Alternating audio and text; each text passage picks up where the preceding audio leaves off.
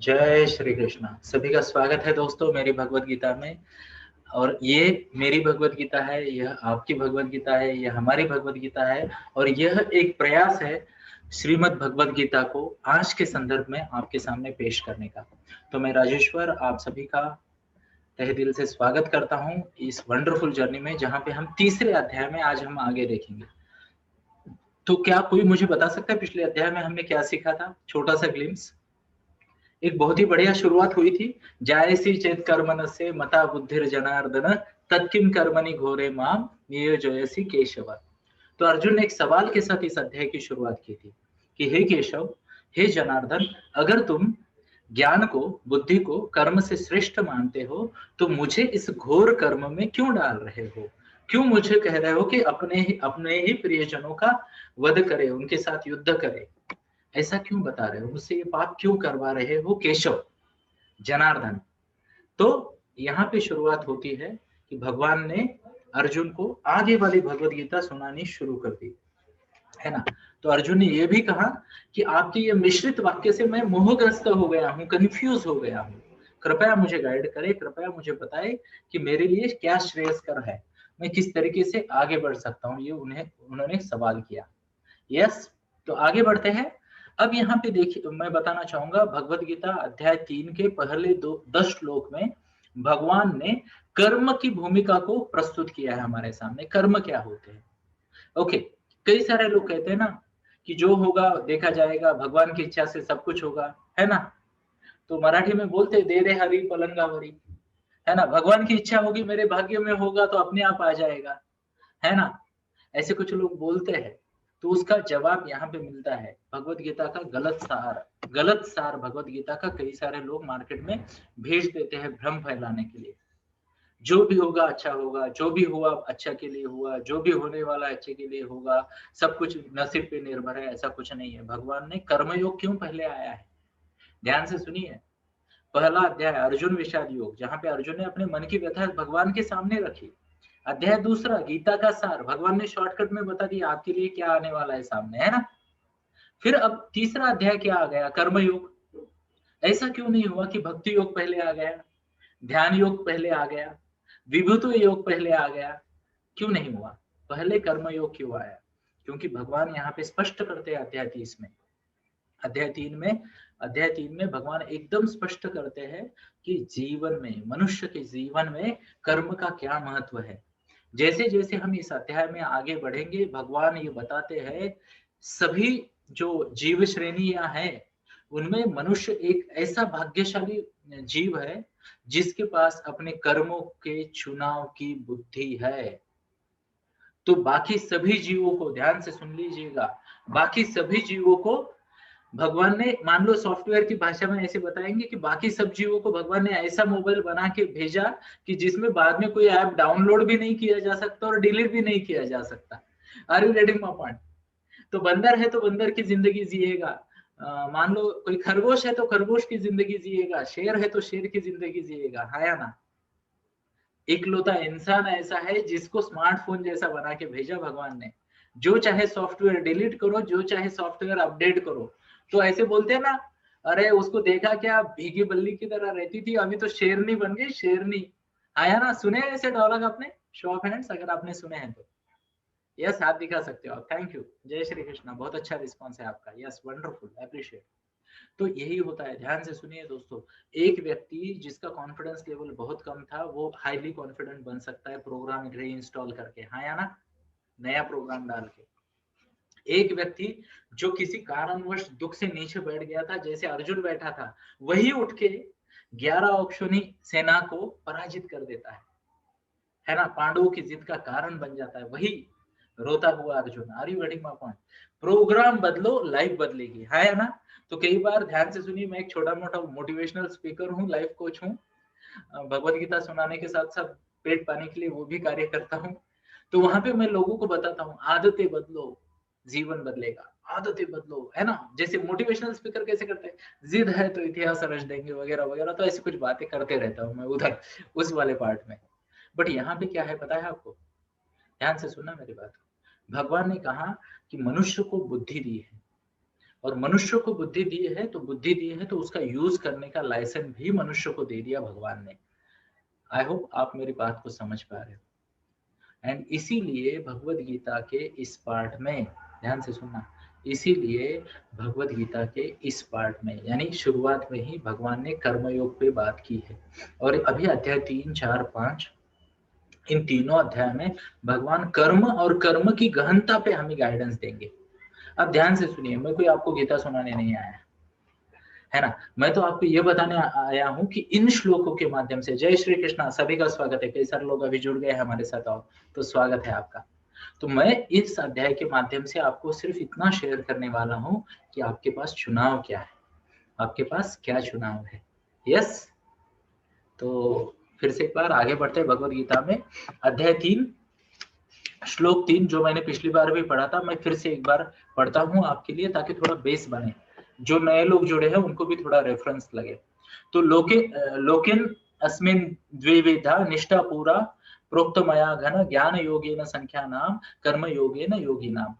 तो भगवान ने ये बताया कि हे निष्पाप अर्जुन, मैं तुम्हें पहले ही बता चुका हूं कि साक्षात्कार का प्रयत्न करने वाले, जीवन में उन्नति का प्रयत्न करने वाले दो तरह के इंसान होते हैं। पहले वाले कौन से? जो ज्ञान योग द्वारा इसे समझते हैं, ज्ञान योग द्वारा। और दूसरे वाले भक्तिमय सेवा द्वारा या कर्म योग द्वारा इसे समझते हैं। ध्यान से सुनिए, भक्तिमय सेवा जो शब्द है ना, लोगों को भगवत गीता से दूर कर देता है कई बार। क्योंकि जो यंग लोग होते हैं, बोले अरे ये क्या कृष्ण की भक्ति, जय श्री कृष्ण, मेरे काम का कुछ बताओ। तो भक्तिमय सेवा को क्या कहेंगे पता है? अपने गोल के प्रति समर्पण। हाँ, अब बोलते हैं yes, now this is right, now this is right. तो ज्ञान योग क्या है पता है? ज्ञान योग क्या है मैं आपको संक्षेप में बताऊंगा, ध्यान से सुनिए। ज्ञान योग द्वारा समझना मतलब क्या? शरीर नश्वर है, आज नहीं तो कल ये शरीर नष्ट होने वाला है, आत्मा अगले शरीर में जाने वाली है, जो आया है वो जाने ही वाला है ना। आज का दिन है तो ढलने वाला है, रात्रि आने वाली है, रात्रि है तो कल फिर दिन आने वाला है। ये ज्ञान है। मतलब जीवन में कोई भी चीज स्थायी नहीं है। तो स्वामित्व का भाव त्याग करना ज्ञान है। ध्यान से सुनना मेरे शब्दों को, स्वामित्व का भाव त्याग करना ज्ञान है। आई टेल यू, जो आदमी स्वामित्व के भाव का त्याग कर सकता है उसको डिप्रेशन कभी नहीं आएगा। डिप्रेशन की मूल जड़ ही है मेरा था, किसी ने ले लिया, छीन लिया मेरे से, मुझे मिला नहीं, मेरा प्रमोशन का नंबर था, बॉस ने पॉलिटिक्स कर दिया, कॉम्पिटिटर ने रेट कम कर दिए, उसने अनएथिकल प्रैक्टिस कर दी, इसने ये किया, उसने वो किया, वे एग्जाम में पेपर डिफिकल्ट आया, ये सब है ना ओनरशिप वाले फंड है। दूसरा वाला क्या है? कर्म योग के माध्यम से। तो ओनरशिप वाले जो होते हैं ना, ज्ञान योगी कैसे होते हैं मैं आपको बताता हूँ, ध्यान से सुनिए। ओके, स्वामित्व क्या है, ऐसा एक सवाल आया है, तो थैंक यू, मैं उसको जवाब देने की बात कर रहा हूँ। स्वामित्व मतलब क्या है? एग्जाम्पल के तौर पे मैं छोटा सा एग्जाम्पल दूंगा। हम मान लो बस से जा रहे हैं पूना से कोल्हापुर, कल्पना करें। चलो, जिन लोगों को कोल्हापुर नहीं पता उनको मैं बताता हूँ, अरे ऐसा हो ही नहीं सकता, कोल्हापुर सबको पता है, फिर भी चलो, पूना से कोल्हापुर या मुंबई जा रहा हूँ, मैं बस में बैठ गया। अब ध्यान से सुनिए, मैं बस में बैठा हूँ 4 घंटे के लिए, और मैं ऐसे उस चेयर पे बैठ जाता हूँ जैसे कि मान लो मैंने वो चेयर खरीद ली हो, है ना, आराम से, as if I am the owner. But मुझे वो चेयर खाली करनी पड़ती है 4 घंटे बाद। चाहकर भी मैं वहां बैठ नहीं सकता परमानेंटली। बैठ सकता हूँ? नहीं। तो इसे कहते हैं स्वामित्व का भाव। अब जीवन की बात करते हैं। आपका आज का दिन, आज आप मालिक हो इस पल के, कल आज के बारे में आप कल, यानी आज मान लो 3 तारीख है तो 4 तारीख को, 3 तारीख को आप बदल नहीं सकते, वो हो गया, निकल गया हाथ से, बचपन निकल गया। अब किसी की कुमार अवस्था आ गई, किसी का मिडिल एज आ गया, वो भी निकल के जाने वाला है। आप बहुत बड़ी बड़ी बातें करते हो, बड़ी बड़ी बातें करते हो, ये मेरा घर है, ये मेरी गाड़ी है ना, बराबर है। कुछ लोग तो उससे भी आगे बात करते हैं, ये मेरा बेटा है, ये मेरी बेटी है, ये मैं हूं। अरे है कौन तू, है ना। एग्जाम्पल के तौर पे, एक बार मेरी बेटी ने आज से करीब करीब 6 साल पहले मुझे पूछा था, पापा ये किसकी फोटो, ये कौन है? मैंने बोला बेटा ये मेरी फोटो है। तो बोले आपको देख के तो लग रही था, आपको देख के तो नहीं लग रहा, मेरी एक बचपन की फोटो मिल गई उसको। तो बोले ये तो आप हो ही नहीं सकते। बोले, मैं बोला अरे ये मैं हूँ। बोले नहीं पापा मेरे को तो नहीं लग रहा। देन आई रियलाइज ये मैं था, यह मैं था। वो दिन गुजर गए, हाँ या ना। तो ध्यान से सुनिए, जो कुछ आपने पाया है वो आज नहीं तो कल छोड़ के जाना है।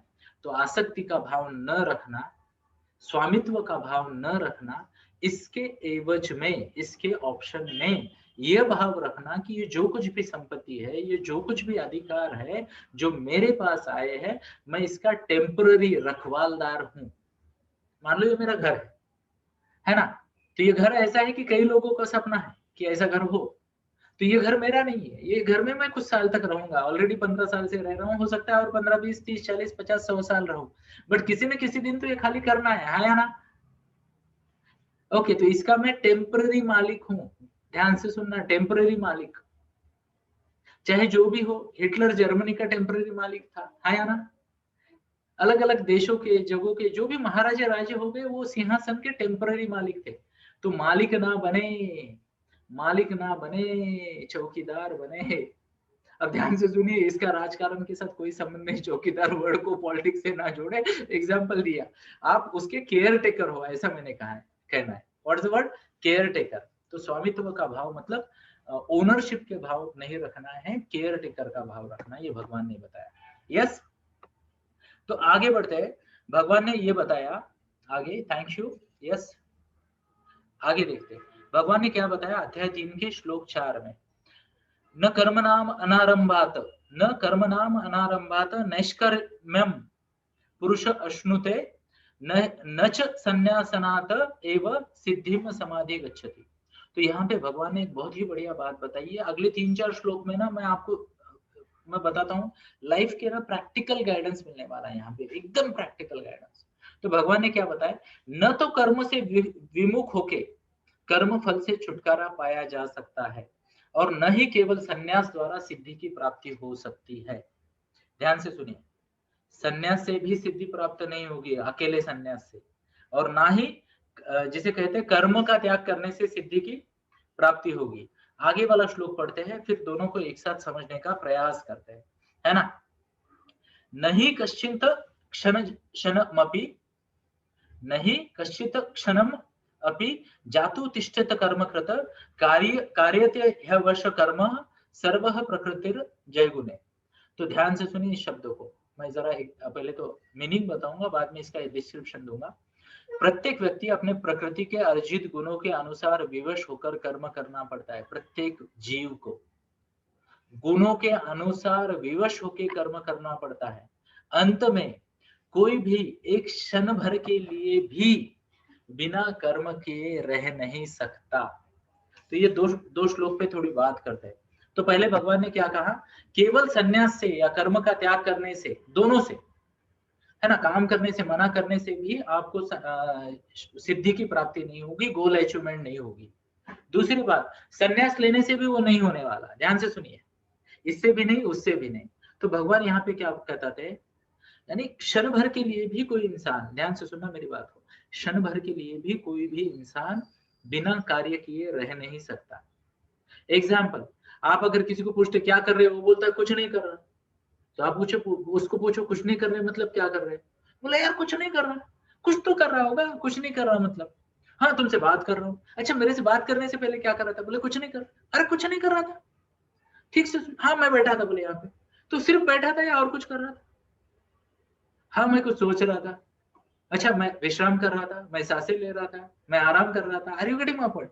कुछ ना कुछ तो करेंगे। नींद भी तो एक कर्म है, बैटरी चार्जिंग भी तो एक कर्म है, आया ना? यस। तो ध्यान से सुनिए, भगवान ने क्या बताया है, मनुष्य के लिए विशेषता ये याद रखना है कि कोई भी मनुष्य एक क्षण के लिए भी बिना कार्य किए रह नहीं सकता। आई रिपीट, कोई भी मनुष्य एक क्षण के लिए भी बिना कार्य किए रह नहीं सकता। पार्ट 1। पार्ट 2 ध्यान से सुनिए, समझने का प्रयास कीजिए। और मनुष्य कर्म कैसे करता है? मनुष्य कर्म ऐसे करता है जैसे मान लो प्रकृति के गुणों के अनुसार। अब ध्यान से सुनिए, इसे भाग्य कहते हैं। स्वयं भगवान कृष्ण हमारे गीता में है। हाय, कितना प्यारा और छोटा बच्चा है चिन्मय के साथ, वाह वंडरफुल, थैंक यू बेटा। यस, है ना। एंड वो बहुत ही शांति से कब से सुन रहा है, मुझे तो आश्चर्य हो रहा है उसका, इतना छोटा बच्चा कब से शांति से बैठा है। जय श्री कृष्ण बोलना चाहिए, है ना, है ना। अदरवाइज वो क्यों इतना शांत बैठता कब से? ऑलरेडी हमारे 16 मिनट हो गए बात कर रहे हैं। तो इम्पोर्टेंट बात यह है, ध्यान से सुनिए, इम्पोर्टेंट बात यह है, ओके, अब ध्यान से सुनिए, name is Krishna chat box में देखिए। अब इसे क्या कहे दोस्तों, इसे क्या कहे, आया ना, इसे क्या कहे। कृष्णा, कृष्णा की गीता सुन रहा है। Yes, amazing amazing amazing, thank you Chinmay, thank you. तो आगे बढ़ते, भगवान ने क्या कहा, प्रत्येक मनुष्य अपने प्रकृति के अर्जित गुणों के अनुसार कर्म करता रहता है और एक क्षण के लिए भी बिना कर्म किए रह नहीं सकता। अब ध्यान से सुनिए, अगर हमारे जीवन में जो भी उपलब्धियां होने वाली है वह हमारे कर्मों की वजह से होने वाली है। ध्यान से सुनिए, जीवन में जो भी उपलब्धियां होने वाली है वो हमारे कर्मों की वजह से होने वाली है। क्लियर है? यस, ध्यान से सुनना। विद्यार्थी अगर है यहाँ पे, होम मेकर्स है यहाँ पे, पेरेंट्स है यहाँ पे, कोई प्रोफेशनल्स है, टीम लीडर्स है, हर कोई याद रखे इस बात को। बिजनेस ओनर है, हर कोई याद रखे, हमारे जीवन में प्रगति अगर होगी तो किसकी वजह से होगी, हमारे कर्मों की वजह से होगी। क्लियर है ये बात? यस। अब दूसरा मुद्दा ध्यान से सुनिए, हम हमारे कर्म जो है ना मर्जी से नहीं करते। यानी आपको अगर लगता है कि आप काम कर रहे हो और अपनी मर्जी से कर रहे हो तो वो सफेद झूठ है, क्योंकि भगवान ने यहाँ पे क्या बताया, ध्यान से सुनिए। यहाँ पे भगवान ने बताया है, कार्यते ही अवश्य कर्म सर्व प्रकृति जय गुणे। मीनिंग बताता हूँ, कार्यते ही मतलब करने के लिए बाध्य होना, कर्म करने के लिए बाध्य होना। अवश्य यानी विवश होकर, कर्म सर्व यानी सभी कर्म, समस्त कर्म जो है प्रकृति के गुणों के अनुसार। तो भगवान ने यहाँ पे क्लियरली बता दिया है कि कोई भी व्यक्ति, अगर आपको लग रहा है आप भगवत गीता सुन रहे हो और आपकी मर्जी से सुन रहे हो तो गलत है, गलत है। मतलब क्या, इसका मतलब समझते, जिसको ये बात समझ में आ गई ना उसको ये समझ में आएगा कि क्यों कुछ लोग जीवन में ऑटोमेटिक कंटिन्यूअस ग्रोथ करते रहते हैं, क्यों कुछ लोग बीच बीच में खड्डे में पड़ते हैं, up down up down up down, क्यों कुछ लोग नीचे कंटिन्यूअस जाते रहते हैं, क्यों कुछ लोग स्टैग्नेंट होते रहते हैं, क्यों कुछ लोग रॉकेट के जैसे ऊपर जाते हैं, क्यों कुछ लोग खुद की प्रणनशक्ति का कारण बनते हैं, वो इस श्लोक में हमें समझेगा दोस्तों। भगवान ने क्या कहा, प्रकृति के गुणों के अनुसार आप कर्म करते हो। It's not a choice, it's not a choice, it's a habit. What's the word? Habit. आपने ये नौ द्वार वाले शरीर को, हमारे शरीर के 9 द्वार होते हैं, इन 9 द्वार और 10 इंद्रिय वाले शरीर को जो आदतें लगा रखी है, और उन इंद्रियों के एम्पलीफायर को, व्हाट्स द वर्ड, मैं जानबूझकर ये वर्ड यूज कर रहा हूँ, एम्पलीफायर। सबको समझता है हाँ या ना? इसको शुद्ध में, शुद्ध हिंदी मराठी में बात करें तो लोग भाग जाएंगे, ये क्या कह दिया सर ने। तो इन सभी इंद्रियों के एम्पलीफायर को, मतलब क्या, इन सभी इंद्रियों के एम्पलीफायर को मतलब मन को। ध्यान से सुनिए, 5 कर्मेंद्रिय है, 5 ज्ञानेन्द्रिय है, 10 इंद्रिया हो गई, और इसके बाद क्या आता है, हमारा मन। मन हमारे इंद्रियों में एम्पलीफायर का काम करता है। What's the word? एम्पलीफायर का, हर चीज को बड़ा करेगा, हर चीज को बड़ा करेगा। एग्जाम्पल, एग्जाम्पल ध्यान से सुनिए, आपके मन में क्या आता है। अगर मान लो मैं आपको कहूं कि कल ना हम सब लोग मिलकर पार्टी करेंगे,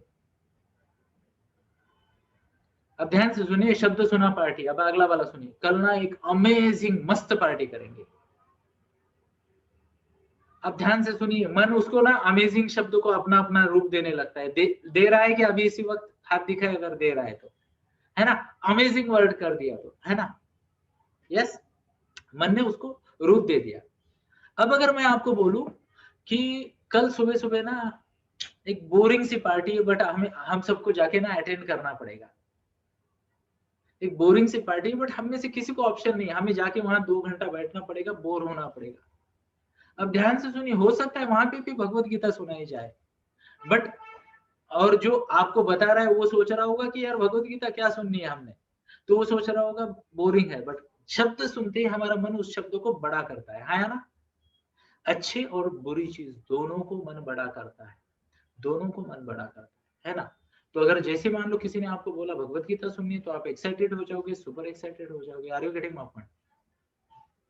तो ध्यान से सुनिए, मन को सही इवैल्यूएशन की आदत डालना, ध्यान से सुनना मेरे शब्दों को प्लीज, मन को सही इवैल्यूएशन की आदत डालना पार्ट 1।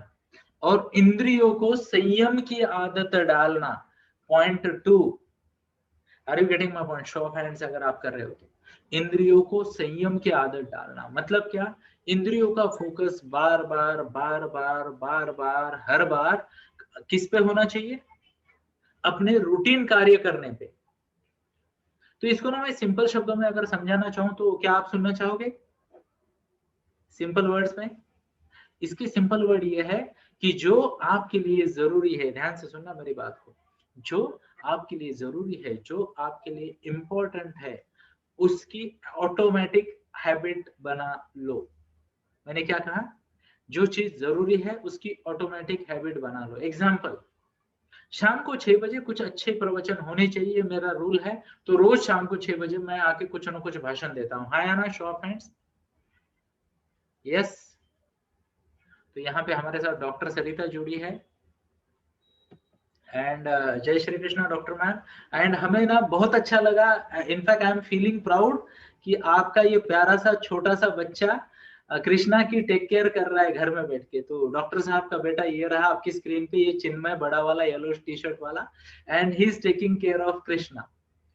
तो ध्यान से सुनिए, डॉक्टर साहब आ गए प्रवचन सुनने और उनको एज इफ की सीसीटीवी लगाया है, इधर से वो उनके बच्चे को भी देख सकती है और भगवत गीता भी सुन सकती है।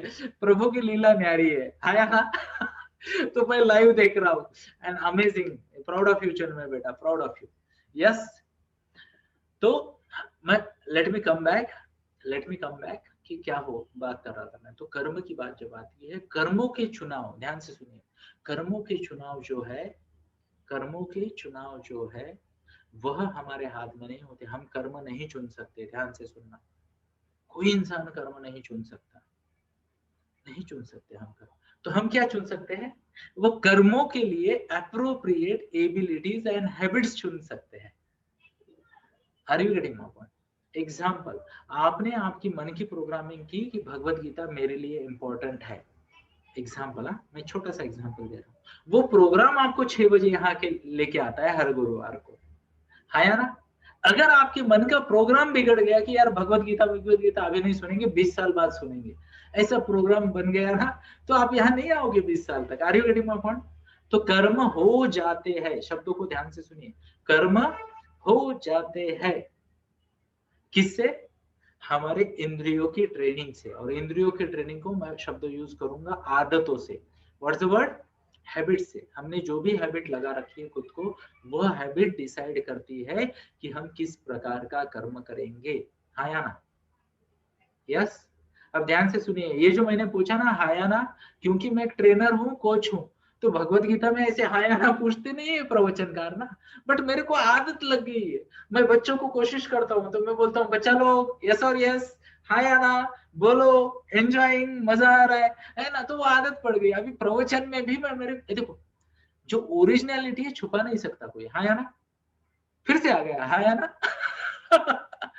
तो मैं प्रवचन नहीं कर सकता उस तरीके से, बट मुझे पता है कि ये जो भगवत गीता मैंने सुनी, उसको समझा, कई बार मैं प्रैक्टिकली ना ऑन एन एवरेज कभी कभी तो तीन अध्याय डेली बेसिस पे भी पढ़ने लगता हूँ। ओके, तो काफी बार अध्ययन किया, मुझे समझ में आया, तो मैंने सोचा जो भी मेरी समझ है सिंपल सी भाषा में, क्या कहा मैंने? सिंपल सी भाषा में आपके सामने प्रस्तुत करूं, जिसको अच्छी लगी वो आते रहेंगे। हाँ या ना? फिर से हाँ या ना? तो ये हाँ या ना बोलना मेरा चॉइस नहीं है, ये मेरी आदत है। What's the word? आदत।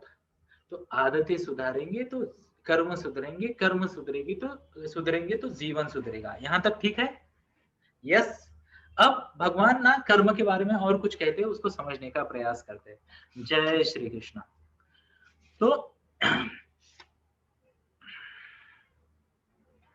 तो भगवान ने ना ढोंगी लोगों का एक वर्णन किया है, कर्म और ढोंग।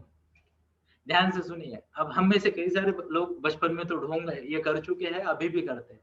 अब क्या कहा है भगवान ने, बताते हैं।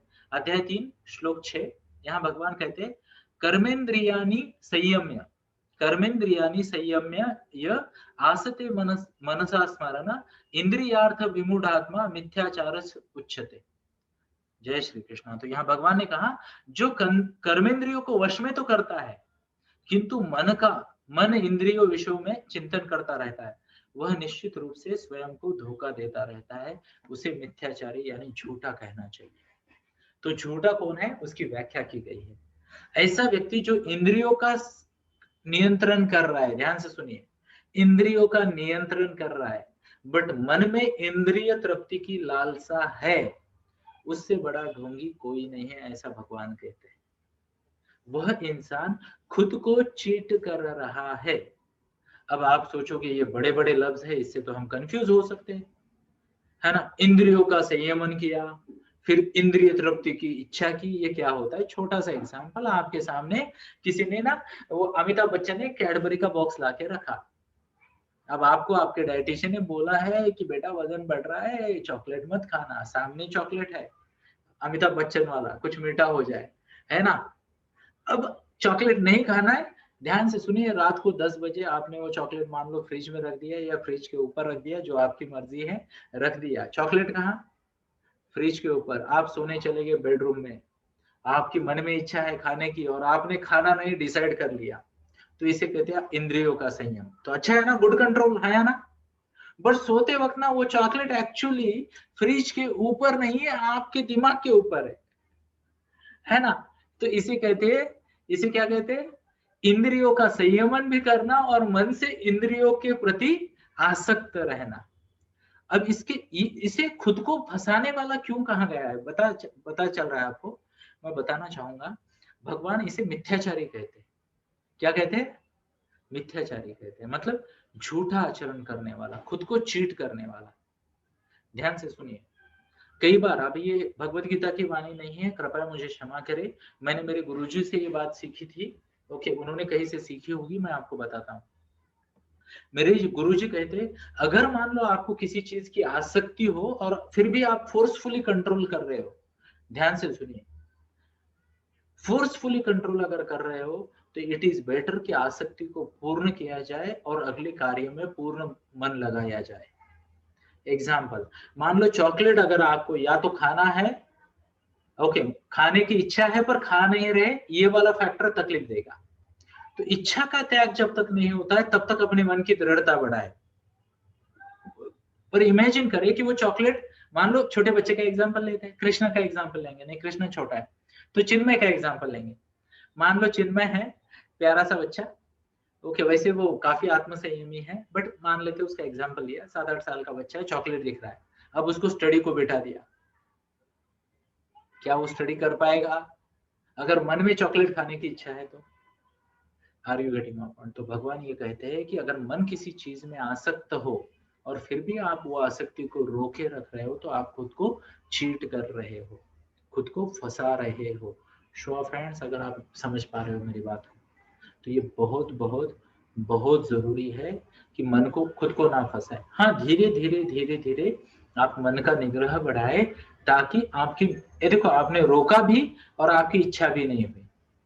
एग्जाम्पल ध्यान से सुनना, एक गुस्सेल माँ है, एग्जाम्पल के तौर पे, माता जी मुझे माफ करें, एग्जाम्पल दे रहा हूँ हंसने के लिए आपको, नहीं तो आप बोलोगे हर बार मम्मा को ये करता है। एक बड़ी ही गुस्से वाली माँ है, ओके, और वो ऐसे कुछ बना रही है खाना, अंदर कुछ काम कर रही है, और हॉल में कांच फूटने की आवाज आती है। अब उधर से माँ आ जाती है, ध्यान से सुनिए, उधर से माँ आ जाती है, ऐसे कान के नीचे मारने के मूड से चली आ रही है। उतने में बेल बजती है, बच्चा दरवाजा खोलता है, इधर से माँ की सहेली अंदर आ रही है, दरवाजे से एंट्री किसकी, माँ की सहेली की, किचन से एंट्री माँ की, और बच्चे ने कांच फोड़ा है, माँ आ रही थी झापड़ मारने।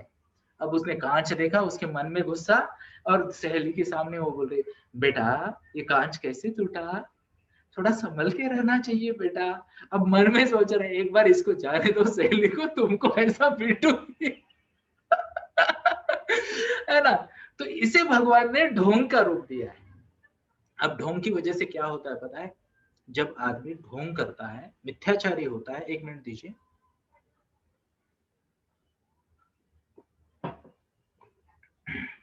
जब भी कोई इंसान ढोंग करता है, मिथ्याचार करता है, तब होता क्या है, उसके मन की आसक्ति, मन एम्पलीफायर है, आपने समझा, मन एम्पलीफायर है। अभी ये आप अगले 2 साल तक सुनोगे, जब तक ये भगवत गीता के 700 श्लोक हमारे चलने वाले हैं, 2 साल तक। मन ये सब चीजों का एम्पलीफायर है, अच्छी चीज को बड़ा करेगा, बुरी चीज को बड़ा करेगा, आपके डर को भी बड़ा करेगा और आपके प्यार को भी बड़ा करेगा, है ना। ओके, स्पेशली टीनेजर में हो जाता है। कोई चीज अच्छी लगती है तो बहुत अच्छी लगती है, और अगर कोई चीज अच्छी नहीं लगती तो ओ इट्स लाइक ये are you getting my point, extreme, है ना। तो ये हो जाता है। तो मन एम्पलीफायर है, उसका संयमन जरूरी है, उसकी ट्रेनिंग जरूरी है। व्हाट्स द वर्ड, ट्रेनिंग जरूरी है। अदरवाइज वो इंसान आसक्ति रह, एक मिनट, जो इंसान आसक्ति मन में रखे हुए, जो इंसान मन में आसक्ति रखे हुए कर्म करता है, वो ना तो अपने कर्मों को ठीक से कर पाता है, ना तो त्याग को ठीक से कर पाता है। क्लियर है? तो ध्यान से सुनिए, अगर बहुत ज्यादा विचलित हो रहे हो तो find ways, find ways. Are you getting my point? Example के तौर पे चॉकलेट नहीं खाना, बिग भी तो बड़ा पैकेट देते हैं, फैमिली पैकेट, बट अगर हमारे मन से वो जा भी नहीं रहा तो हो सकता है आप थोड़ा सा खा लो, धीरे धीरे धीरे धीरे उसको कम करो, है या ना। फाइंड योर वेज जिससे मन का विचलित होना रुक जाए। सबसे पहले मन का संयमन जरूरी है दोस्तों। और मन का संयमन क्या होता है? मन को इंद्रिय की तृप्ति की इच्छा को पूरा करने से रोकना, आसक्ति से रोकना। एग्जाम्पल, कई सारे लोग सेल्फी इसलिए निकालते हैं कि कोई उसको लाइक करे, कोई उसे लाइक करे। सेल्फी ऐसे टिंग टोंग, एंजॉयड अ लॉट, है ना। तो कोई उसे लाइक करे, ये आसक्ति है, ये आसक्ति से परे जाए। क्लियर है? शो ऑफ हैंड्स अगर क्लियर है तो हम आगे बढ़ते हैं। तो भगवान ने इसे ढोंगी कहा, है ना, स्वयं को धोखा देने वाला कहा। तो दोगलापन नहीं होना चाहिए, अंदर एक चल रहा है, बाहर एक चल रहा है, दिमाग में एक, जुबान पे एक नहीं चलना चाहिए। मनोवाचा बुद्धि विचार आचार सब एक होना चाहिए। आगे बढ़ते हैं, आगे देखते हैं। ये तो इंद्रियानि मनसा नियम्य आरंभते अर्जुन कर्म इंद्रिय कर्म योगम असक्त स विशिष्यते। दूसरी ओर यदि कोई निष्ठावान व्यक्ति अपने मन द्वारा कर्मेंद्रियों को वश में करने का प्रयत्न करता है और बिना किसी आसक्ति के कर्म योग का प्रारंभ करता है, वह अति उत्कृष्ट है, वह अति उत्कृष्ट है। मतलब क्या, यहाँ पे जो अभी बात मैंने की कि ये कौन व्यक्ति है? जो मन द्वारा कर्मेंद्रियों को या फिर अपने इंद्रियों को वश में करने का प्रयास कर रहा है, यानी ट्रेनिंग दे रहा है उसको। Are you getting my point? Training दे रहा है। एग्जाम्पल, आप अगर मान लो सुबह सुबह सूर्य नमस्कार करते हो, तो मन आपका क्या बोलेगा? 2 होने के बाद यार बस हो गए, 3 होने के बाद अरे बाप रे 3 हो गए बस। अब आपको मन को ट्रेनिंग देनी है, डेली 1 बढ़ाएंगे, 4, फिर 5, फिर 6। जैसे 5 क्लब में जिस दिन मेरा भाषण रेयरली बहुत जल्दी खत्म होता है, तब क्षितिजा बोलती है लेट्स गो फॉर इट, 30 करेंगे ऑन अकाउंट ऑफ 1 2 3। मैंने तो एक एक्सरसाइज लेने वाले को देखा, वो फास्ट गिन रहा था और स्लो कर रहा था, तो गिन लिया 17 और कर लिए 12। ऐसे भी होता है। Are you getting my point? तो धीरे धीरे अपने इंद्रियों को ट्रेन करें। What's the word? धीरे धीरे अपने इंद्रियों को ट्रेन करें, है ना। जो ये इंद्रियों को ट्रेनिंग देता है वो अच्छा है ना। धीरे धीरे हम कर्मयोग की तरफ जाएंगे, हम कर्मयोग की तरफ जाएंगे। तो बिना आसक्ति के, ये शब्द बहुत जरूरी है, बिना आसक्ति के कर्म करने की आदत डालनी है, तो वह अति उत्कृष्ट है, अति उत्कृष्ट है। अब ध्यान से सुनिए, यहां से हम ना धीरे धीरे कर्म फल त्याग शब्दों को समझना शुरू करेंगे। कर्म फल त्याग, यानी कर्म तो करना है। देखो इंद्रियों की ट्रेनिंग दे रहे हैं, हाथ की ट्रेनिंग दे रही है, सबको ट्रेनिंग दे रहे हैं, कर्म तो करना है, बट उम्मीद नहीं रखनी है, आसक्ति नहीं रखनी है। एग्जाम्पल, जैसे मैं कई सारे सेशन लेता हूँ, तो मैं आते ही लोगों को रिक्वेस्ट करता हूँ, नमस्कार, जय श्री कृष्णा, सभी का स्वागत है। हो सके तो अपनी वीडियो ऑन करें। वीडियो ऑन करते हैं तो बहुत अच्छा, नहीं तो स्वीकार है। What's the word? नहीं तो स्वीकार है। ऐसे बात करता हूँ ना मैं। अब अगर मैं आसक्ति रखूं तो, आसक्ति रखूं तो हाँ गलत है, बट बिना आसक्ति के अगर मैं करूँ, आप ध्यान से सुनिए, यही कार्य ना मैं मेरे पेरेंटिंग सेशन में नहीं कर पाता। भगवत गीता जब मैं सुनाता हूँ तो ध्यान से सुनिए, आप लोग आओ ना आओ, वीडियो ऑन करो ना करो, मैं सुनाता रहूंगा, क्योंकि कार्य मुझे दिल से अच्छा लगता है। बट वही अगर मैं पेरेंटिंग सेमिनार लू ना, तो मेरा ईगो बीच में आ जाता है, आसक्ति हो जाती है। मैं उनको बोलता हूँ इससे तो अच्छा मैं यूट्यूब करूँ, मैं क्या दीवार से बात करूंगा, कैमरा से बात करूंगा, मुझे 2 लोग तो दिखने चाहिए। ये क्या है? आसक्ति। एक साइड में मैं ढोंग कर रहा हूँ कि लोगों को पेरेंटिंग सिखा के उनकी मदद कर रहा हूँ, तो दूसरे साइड में मुझे मेरा ईगो भी सेटिस्फाई करना है कि मैं सुना रहा हूँ तो लोगों ने वीडियो ऑन करना चाहिए। अब वीडियो है उनका, मर्जी है उनकी, हाँ या ना, टाइम है नहीं, ये तो उनका चॉइस है ना। फिर भी फिर भी मनुष्य हर चीज में ऐसे इंद्रियों के सुख को लाता है, इंद्रियों के सुख को। तो मुझे सुनने के लिए वीडियो ऑन करना चाहिए, मेरे मन बुद्धि अहंकार का सुख है ना। आप में से कुछ लोगों को मेरे सामने देखना, यह मेरे आंखों का सुख है कि यार कोई तो है जो गर्दन हिला रहा है ना। Are you getting my point? और कभी कभी आंखों का ऐसा सुख भी आ जाता है ना, अरे चश्मा निकाल दिया, वो कृष्णा को चश्मा पहना रहा था अभी, यस, है ना। तो बढ़िया है, हमारे पास ये देखिए, ये रहे आपके स्क्रीन पे, चश्मा पहनकर कृष्णा, गॉगल पहनकर, यस, वाह। तो हमारा मनोरंजन भी हो रहा है और भगवत गीता भी सुनने को मिल रही है। तो भगवान ने यहाँ पे हमें क्या बताया है, समझने का प्रयास करते हैं। भगवान ने यहाँ पे हमें बताया कर्म करना है, कर्म करना है, इंद्रियों का संयमन करना है, बट रिजल्ट की, आउटपुट की आसक्ति नहीं रखनी है, आउटपुट की आसक्ति नहीं रखनी है। अब ध्यान से सुनिए दोस्तों, जैसे जैसे हम आगे बढ़ेंगे हमें पता चलेगा हमारे जीवन में, हमारे जीवन में जो भी स्ट्रेस है, जो भी तनाव है, जो भी हमारी परेशानी है, इन सब का जो मूल है, इन सब का जो मूल है, वह आप धीरे धीरे समझोगे कि वह इस आसक्ति में है, आसक्ति में है। एग्जाम्पल के तौर पे अगर मान लो कोई पेरेंट है और वो बोलता है ये मेरा बच्चा है, तो उसी के साथ साथ वो बच्चे से कुछ एक्सपेक्टेशन बन जाती है, एक्सपेक्टेशन, है ना। एग्जाम्पल, अगर मैं आपको कल कल बता दूं, एक कोई बड़ा नाम ले लेते, छोटा नाम ले लेते, मान लो अभी, मान लो क्या क्या नाम लगे, मान लो ऋतिक रोशन है, तो अगर मैं बोलूं कि अगले महीने ऋतिक रोशन की बेटी मूवीज में आने वाली, इतना ही आपने सुन लिया, है या ना। अब मैंने उसको लेबल दे दिया ना, वो लड़की को जो हमने देखी नहीं, ऋतिक रोशन की बेटी मूवीज में आने वाली, हमारे मन में कैलकुलेशन शुरू, एक्सपेक्टेशन शुरू, है या ना। हाँ, हाइट होगी क्या, अच्छी डांसर होगी क्या, फाइट करेगी क्या, क्या करेगी वो, है ना।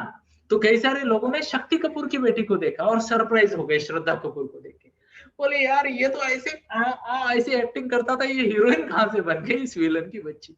तो ये क्या होता है, जब भी हम हमारे कर्मों के साथ आसक्ति, आउटपुट को जोड़ देते हैं, कुछ न कुछ फीलिंग आती है, व्हाट्स द वर्ड, कुछ न कुछ फीलिंग आती है। यह फीलिंग, ये जो भावनाएं हैं हमारी, जब ये पूरी होती है तो हमें आनंद मिलता है या ना। अब अगर ये पूरी ना हो तो नहीं यार, गावस्कर का बेटा है, बट क्या बाप मेहनत करता था, कैसे खेलता था, और ये देखो अब यार, ये सुनील गावस्कर है क्या, ये रोहन गावस्कर है, तो इसको रोहन की जिंदगी जीने दो ना। अरे गेटिंग माय पॉइंट, हाँ या ना, यस। तो कई बार ऐसे हो जाता है ना कि कोई किस फील्ड में, कोई किस फील्ड में, होता है या नहीं होता। ऐसे कुछ एग्जाम्पल है क्या हमारे पास कि मान लो किसी ने एक फील्ड में काम किया और किसी ने बहुत दूसरी फील्ड में बहुत अच्छा किया। अगर आपको कुछ पता होंगे तो बता देना, शेयर कर लेना मेरे साथ।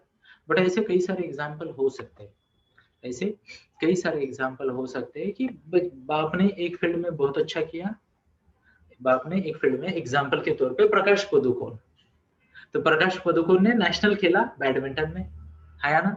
कई सारे टॉपिक ले लिए उन्होंने, बहुत अच्छे से आगे बढ़ गए। अब उनकी बेटी एक्टिंग में बहुत अच्छा कर रही है। थैंक यू अपर्णा मैम, जय श्री कृष्णा। तो आपने दीपिका बोला और हमने प्रकाश पदुकोण बोला, है ना। हम तो बाप के एंगल से दुनिया देख रहे हो। तो है ना, Ritesh Deshmukh, wonderful example Vibhuti sir, thank you, appreciate. तो रितेश देशमुख के जो पिताजी थे, ट्रेमेंडस पब्लिक स्पीकर है, वो चीफ मिनिस्टर थे, फिर क्या कहते हैं, हेवी इंडस्ट्रियल इंडस्ट्री के भी मिनिस्टर थे सेंटर में, बट ट्रेमेंडस स्पीकर। जब वो भाषण करते थे लोग 2-2 घंटे हिलते नहीं थे, है ना। विरोधी पक्ष के मंच पे जाके दोस्तीपूर्ण वातावरण में सही तरीके से अपनी बात रख के वो आ जाते थे। और जो भी पुराने लोग हैं जिन्होंने पहले सुने होंगे भाषण महाराष्ट्र के पॉलिटिक्स के, तो एक जगह पे गोपीनाथ मुंडे जी आते थे और दूसरी जगह पे विलासराव देशमुख, और इन दोनों के बीच में कभी कभी प्रमोद जी महाजन भी आ जाते थे। एंड अमेजिंग जुगलबंदी चलती थी उनकी। अब पार्टियां अलग, बट क्या क्या टैलेंट था उनका। अब उनका बेटा रितेश देशमुख और उनकी बहू जेनेलिया डिसूजा, वो कहाँ पे काम कर रहे हैं, किस इंडस्ट्री में काम कर रहे हैं। Are you getting my point? Talent अलग होता है ना, है या ना। बट जब मैं जोड़ देते हैं तो क्या होता है ना। तो कई सारी जगह पे मैं जोड़ देते हैं। एग्जाम्पल मान लो, कई सारे लोग हैं बोलते हैं इसका बेटा ये होना चाहिए, इसका बेटा ये होना चाहिए, लेबल लग जाता है। तो ये आसक्ति या तो सुख का कारण बनेगी या दुख का कारण बनेगी। अब ध्यान से सुन लेना, मेरे गुरुजी की वाणी में आपको बताने वाला हूँ। हर वो चीज ध्यान से सुनना, शब्दों को ध्यान से सुनना। गुरुजी मुझे कहते हैं कि राजेश सुखी नहीं होना। क्या कहते हैं वो, मुझे राजेश्वर कहते हैं, तो मुझे कहते हैं राजेश्वर सुखी मत होना।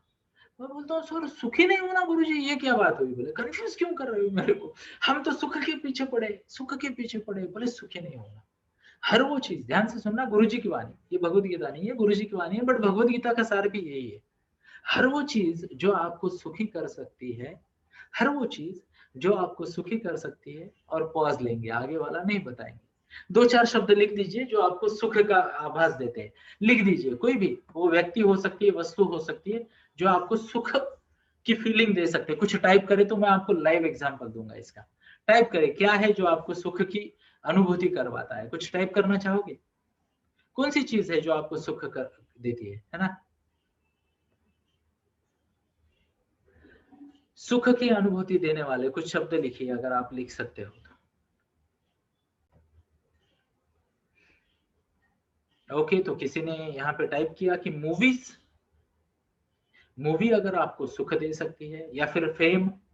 ओके, तो यहाँ पे पल्लवी मैम ने खुद ही लिख दिया जो मुझे बात करना है, कि मान लो बात करना, एग्जाम्पल के तौर पे यही सेशन लेते भगवत गीता का, है ना, आर्ट एंड क्राफ्ट।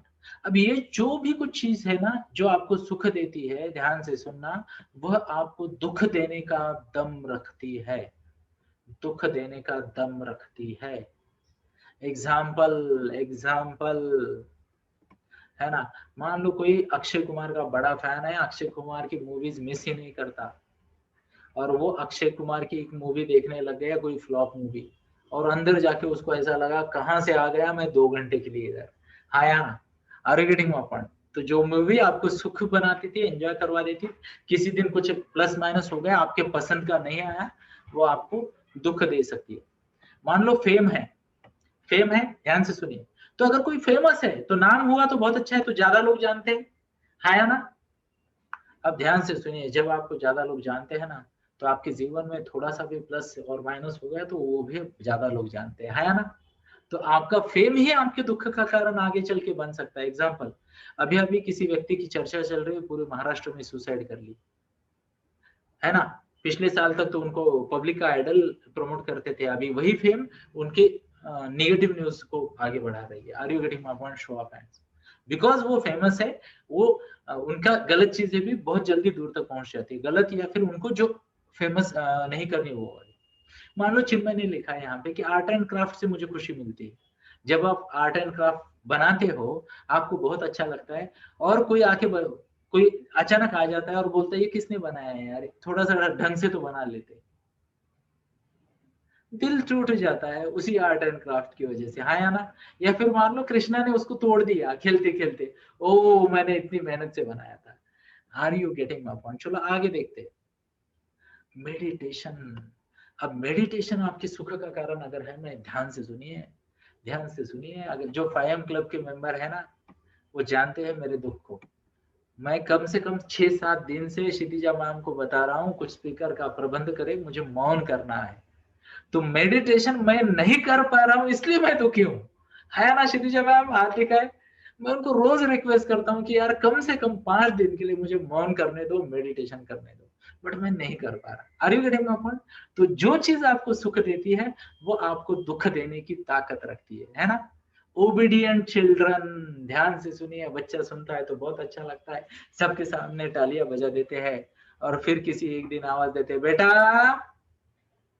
और उधर से रिप्लाई नहीं आता, फिर आवाज आती है बेटा, फिर भी आवाज नहीं आता है, ओबीडियंट बच्चा, आवाज ही नहीं आ रहा है, फिर आवाज आता है बेटा,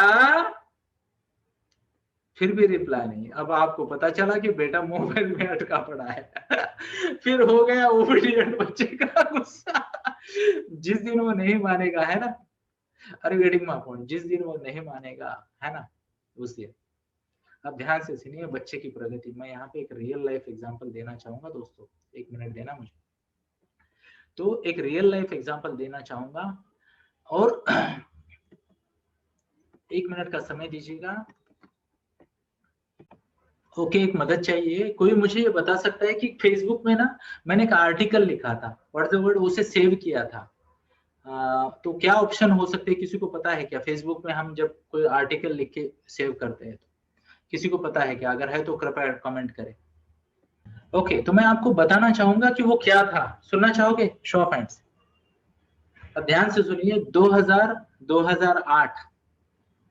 2008 की बात है। मैं सोलापुर में एक डॉक्टर को मिलने गया था। ध्यान से सुनना मेरी बात को। क्या आप यहाँ पे हो? अगर हो तो हाथ दिखाएं प्लीज। Thank you. जय Shri Krishna. Yes, thank you. And क्षमा चाहता हूँ, थोड़ा समय लिया हमने आपका, बट वो पोस्ट को अगर मुझे मिलती है तो मैं आपको एज इट इज पोस्ट दिखा दूंगा। 2008 की बात है। मैं एक अच्छी कंपनी में, बड़ी कंपनी में मैनेजर की पोस्ट पे था और हमने एक डॉक्टर को गिफ्ट दिया, 40,000 रुपए का कुछ गिफ्ट दिया। नाम किसी का नहीं लूंगा। ओके, तो उन्होंने वो गिफ्ट लिया और उन्होंने मुझे बोला कि वो मुझे बेटा कहते थे। ओके, काफी सीनियर डॉक्टर थे, यानी सीनियर सिटीजन थे और बहुत अच्छी प्रैक्टिस थी उनकी। तो उन्होंने मुझे कहा, बेटा ये गिफ्ट मैं तभी लूंगा जब तुम प्रॉमिस करोगे कि कल सुबह की चाय अब तुम मेरे घर पे मेरे साथ पियोगे। अब ध्यान से सुनिए, वो तो कुछ और कर रहे थे और मुझे तो लगा अच्छी अपॉर्चुनिटी है, कस्टमर के साथ रिलेशन बन जाएगा। तो मैंने कहा सर बिल्कुल आ जाऊंगा, पता दे दीजिएगा। अगले दिन सुबह 7:45 उन्होंने हमें बुलाया। मैं पहुंचा सही समय पर, मैं वहां पहुंचा और मैंने देखा एक बड़ी सी हवेली, एक बड़ा सा बंगलो। उसमें मैंने एंट्री की तो एक बूढ़ा चौकीदार था। उसने दरवाजा खोला और उसने मुझे अंदर तक लेके जाके एंट्री की। फिर मैं देख रहा था दो, एक लेडी और एक पुरुष, एक स्त्री और एक पुरुष मिडिल एज के आ जा रहे थे। उन्होंने हमें पानी दिया, ये किया वो किया। थोड़ी देर बाद सर उतरे और बोले 5 मिनट में मैडम आएगी, फिर हम चाय पी लेंगे, तब तक हम घर देखते हैं। तो हमने घर घूमा। तो 20 मिनट लगे हमें घर देखने में उनका। ध्यान से सुनना। ओके, और फिर हम नीचे आए, तब तक मैडम आई थी और मैडम बहुत नाराज नजर आ रही थी। ध्यान से सुनना, मैडम बहुत नाराज नजर आ रही थी। तो मैंने कहा सर सब कुछ तो ठीक है, तो मैडम नाराज क्यों है? ओके, तो उन्होंने कहा कि बेटा ये पिछले कुछ दिन से इनकी तबीयत ठीक नहीं थी। तो मैंने बोला क्या हुआ सर? तो उन्होंने कहा पहले तो मैं तुम्हें गिफ्ट देना चाहता हूँ। ध्यान से सुनना। ओके, तो उन्होंने आवाज दिया, जो भी कोई व्यक्ति था वो आ गया। फिर अब तक मुझे पता चला कि वो उनका नौकर था। वो आया एक बॉक्स लेके और उन्होंने वो बॉक्स डॉक्टर को दिया, डॉक्टर ने मुझे दिया। ये वही 40,000 का गिफ्ट था जो मैंने पिछले दिन एज अ मैनेजर डॉक्टर साहब को दिया था। वो 40,000 का, बोले बेटा मेरी तरफ से ये तुमको गिफ्ट। मैं बोला सर ये नहीं कंपनी प्रॉपर्टी, मैं नहीं रख सकता इसमें, है ना, क्लियर है? वो बोले कंपनी प्रॉपर्टी तब थी जब तुमने मुझे दिया, अब ये मेरी प्रॉपर्टी है, लेना पड़ेगा। मैं बोला सर क्यों? तो उन्होंने क्या बताया मुझे पता है? ये जो उदास सी लेडी दिख रही है ना तुम्हें, ये पिछले 15 दिन एडमिट थी। बोले पिछले 15 दिन एडमिट थी और इसका इकलौता बेटा जो यूएस में है, उसको हम बार बार बता रहे थे कि बेटा मम्मा की तबीयत ठीक नहीं, एक बार मिलने आ जाओ। ध्यान से सुनना, मम्मा की तबीयत ठीक नहीं, एक बार मिलने आ जाओ। और बच्चा बार बार यही बताता रहा, पापा आपके रहते हुए सोलापुर में कोई भी बीमार आदमी चिंता नहीं कर सकता, तो मम्मा की क्या बात है, आप देख लेना, मैं थोड़ा बिजी हूँ मेरे मीटिंग्स में। फिर उन्होंने मुझे जो बात की, अभी ये मैसेज से मुझे वो फील हुआ कि बच्चे का सक्सेस भी दुख का कारण कैसे बन सकता है। तो उन्होंने बताया बेटा सोलापुर के बाजू में एक गांव है छोटा सा, नाम भी नहीं लूंगा मैं उसका नाव का, नहीं तो ये लीक हो जाएगा, किसी की पर्सनल स्टोरी मैं क्यों बताऊं। एक गांव है जहां पे मेरे पिताजी की 40 एकड़ खेती थी। ध्यान से सुनना, 40 एकड़ खेती थी। और वो चाहते थे कि मैं अनपढ़ हूँ, मेरा बेटा बहुत पढ़े लिखे। तो उन्होंने मुझे पहले अच्छी स्कूल में डाला, फिर बड़ी सिटी में डाला और पढ़ लिख के मैं डॉक्टर बन गया। बन गया। फिर मैं चाहता था मेरे मम्मी पापा को साथ में रखे। मम्मी पापा शहर में आए नहीं, मैं गांव में गया नहीं, और मेरे सक्सेस की वजह से मेरे और मम्मी पापा को जीवन भर एक दूसरे से अलग रहना पड़ा। बट समय का फेरा है, मैं समझ नहीं पाया सच क्या, झूठ क्या, सक्सेस क्या, फेल्यूर क्या। मैं चाहता था कि मेरा बेटा मुझसे भी ज्यादा सीखे, बहुत ज्यादा सक्सेसफुल हो जाए, वो इंटरनेशनल लेवल पे सीखे। और हुआ वही कि मेरा बेटा इतना सक्सेसफुल हो गया कि आज वो यूएस या कनाडा कहीं स्टेबल हो गया है, सेट हो गया, अभी वो वापस ही नहीं आना चाहता। Are you getting my point? अब एट दिस एज मेरे बच्चे की प्रगति, जो मेरे पूरे जीवन का ड्रीम था, अब मैं सोचता हूं, अब मराठी में मैंने टाइटल लिखा है, ध्यान से सुनिए दोस्तों, आता यशाची नाही तर यशाच्या संकल्पनेची भीती वाटते मला। हिंदी में समझाता हूं, अब मुझे सक्सेस की नहीं, सक्सेस की डेफिनेशन का डर लगता है मेरी। उसके सक्सेस का डेफिनेशन क्या था, वो आदरणीय डॉक्टर साहब के, कि उनका बच्चा बहुत सीखे, इंटरनेशनल यूनिवर्सिटीज में सीखे, वो सीखा आगे चला गया, यहाँ कुछ कमी नहीं है। उनके पिता की बहुत सारी खेती, इनकी बहुत सारी प्रॉपर्टी सोलापुर में, बच्चा उधर प्रॉपर्टी कमा रहा है, तीनों पीढ़ियां एक दूसरे का मुंह नहीं देख रही है। Are you getting my point दोस्तों? तो बच्चे की प्रगति जो उनके सुख का कारण था कि मेरा बच्चा फर्स्ट आ गया, मेरे बच्चे के ने ये IELTS एग्जाम पास कर दी, ये यूनिवर्सिटी में एडमिशन मिला, हार्वर्ड में पढ़ रहा है, वही पढ़ाई दुख का कारण हो गई। माँ 15-15 दिन एडमिट रहती है, बच्चा देखने नहीं आता। ध्यान से सुनिए दोस्तों, हमारा विषय था सुख ही आपके दुख का कारण बन सकता है या ना? तो ऐसे कई सारी चीज होती है, ऐसे कई सारी चीजें होती है। तो गुरुजी ने ये कहा, हर वो चीज, ध्यान से सुनना, हर वो चीज जो आपको सुख देती है, ध्यान से सुनना मेरी बात को, हर वो चीज जो आपको सुख देती है वो आपके दुख का कारण बन सकती है। तो गुरुजी ने मुझे कहा, राजेश्वर बेटा, हो सके तो सुख से दूर भागना, सुख से दूर भागना। अब ध्यान से सुनिए, इसीलिए मैं हर महीने 5 दिन का मौन करता हूँ, सब चीजों का त्याग करके बाहर भाग जाता हूँ, यानी गायब हो जाता हूँ, 5 दिन का पूर्ण मौन करता हूँ। तो इसके फायदा क्या होता है पता है? मुझे पता चल जाता है कि मेरा जीवन सबके बिना चल सकता है और मेरे बिना सबका जीवन चल सकता है। तो अननेसेसरी अटैचमेंट नहीं होती है जीवन में। Are you getting my point? Show of hands. और भगवान ने यही बताया है, भगवान ने यही बताया है। जय श्री कृष्ण। आगे बढ़ते हैं, मुझे शायद एक आधा श्लोक आज लेना पड़ेगा ताकि यह कंसेप्ट पूरा हो, यह कंसेप्ट पूरा हो। ओके, तो यहाँ पे श्लोक 8 और श्लोक 9 है। तो श्लोक 8 को मैं थोड़ा टच करूंगा और फिर हम आज के लिए रुक जाएंगे। जय श्री कृष्ण। तो भगवान ने सजेशन क्या दिया, इतनी सब बातें बताई, तो भगवान ने सजेशन क्या दिया है वो समझना आज के लिए जरूरी है। जय श्री कृष्ण। अध्याय 3 श्लोक 8, नियतम कुरु कर्मत्वम, नियतम कुरु कर्मत्वम, कर्म जाह्यो ह्यकर्मणम, शरीर यात्रा यात्रा अपि च तेन प्रसिद्धेन द अकर्मणम। तो यहाँ भगवान ने कहा, अपना नियत कर्म करो, क्योंकि कर्म न करने की अपेक्षा कर्म करना श्रेष्ठ है। कर्म के बिना तो शरीर का निर्वाह भी नहीं हो सकता। जय श्री कृष्ण। तो भगवान ने क्या बताया कि अपना नियत कर्म करते रहो, क्योंकि नियत कर्म करोगे नहीं तो भूखे मर जाओगे, है या ना? अपना नियत कर्म हर किसी को करना है, कर्म करने से खुद को रोकना नहीं है। भगवान ने बताया कर्म करने से खुद को रोकना नहीं है, बट नियत कर्म करना है। अब नियत कर्म की व्याख्या मैं थोड़ी सी बता दूंगा, इस पे डिटेल में बात करेंगे आने वाले अध्याय में, आने वाले श्लोकों में। नियत कर्म मतलब क्या है, ध्यान से सुनिए। भगवान पहले ही बता चुके हैं कि इंसान को अलग बनाया है, इंसान चूज कर सकता है कि उसे क्या करना है या ना? इस पूरी धरातल पे कोई भी दूसरा जीव ये चॉइस नहीं कर सकता। इंसान चॉइस कर सकता है कि उसे कहाँ रहना है। इंसान अंटार्कटिका में जाके बर्फ में रह सकता है या ना? रह सकता है बर्फ में। हिमालय पे जाके रह सकता है इंसान, है ना? समंदर में रह सकता है जहाज पे, है ना? 6-6 महीने चलते हैं। ओके, गर्मी में रह सकता है रेगिस्तान में, ठंडी में रह सकता है ना? अच्छा, वर्षा वनों में रह सकता है। चलो आगे वाली बात, स्पेस में रह सकता है ना? स्पेस यान में लोग 3-3 साल रहते हैं। अगली वाली बात, पनडुब्बी में समंदर के नीचे 2-2 महीने रखते हैं, है ना? इंसान के पास ये चॉइसेस है, इंसान कई सारी चीजें कर सकता है। अब भगवान ने बताया नियत कर्म करना है, नियत कर्म करना है। इसका मतलब क्या है मैं आपको समझाने का प्रयास करूंगा। नियत कर्म मतलब, ध्यान से सुनिए, अपने नॉलेज को देखिए, आपको गिफ्ट में क्या नॉलेज मिला है। खुद को ज्ञानी ना माने, ये देखिए कि परिस्थिति ने आपको किस चीज में ज्ञानी बनाया है। शब्दों को ध्यान से सुने, परिस्थिति ने आपको किस चीज में ज्ञानी बनाया है। एग्जाम्पल के तौर पे मैं ये भगवत गीता पढ़ के आपको सुना रहा था, बट ये भगवत गीता आई कैसे, तो मैं आपको बताना चाहूंगा। Have a look here.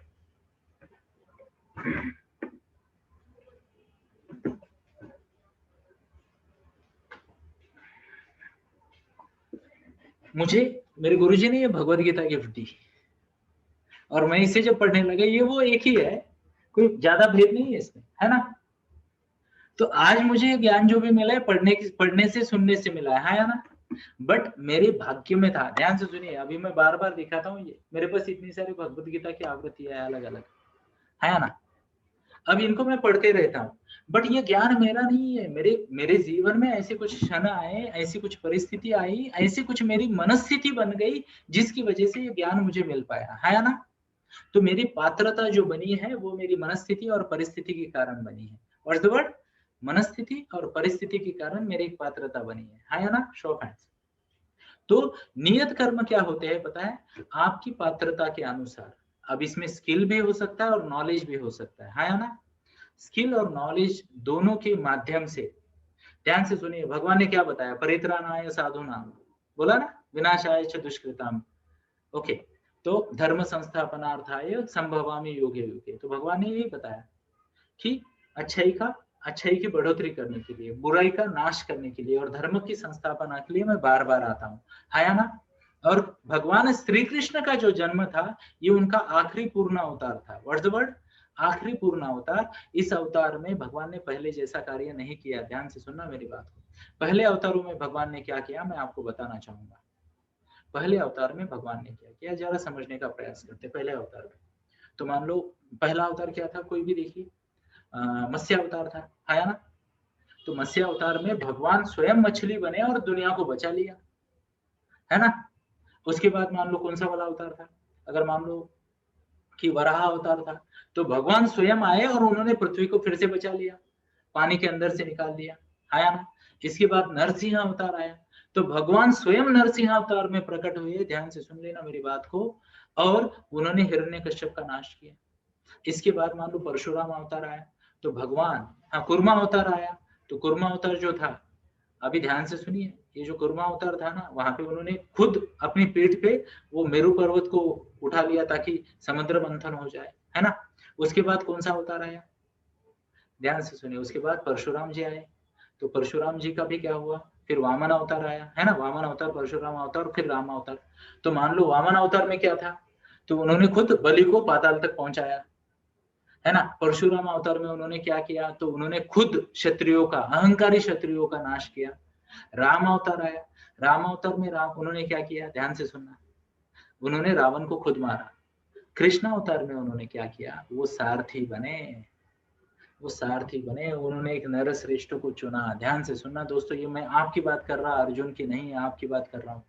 उन्होंने एक नर श्रेष्ठ को चुना, इंसानों में श्रेष्ठ व्यक्ति को चुना। उसको बोला मैं तुम्हें गाइडेंस देता हूँ, तुम ये कार्य करो, ये तुम्हारी जिम्मेदारी है। धर्म की पुनर्स्थापना इस बार भगवान विष्णु नहीं करेंगे, कृष्ण नहीं करेंगे। धर्म की पुनर्स्थापना तुम्हें करनी पड़ेगी, क्योंकि तुम नरश्रेष्ठ हो, तुम एक अच्छे इंसान हो।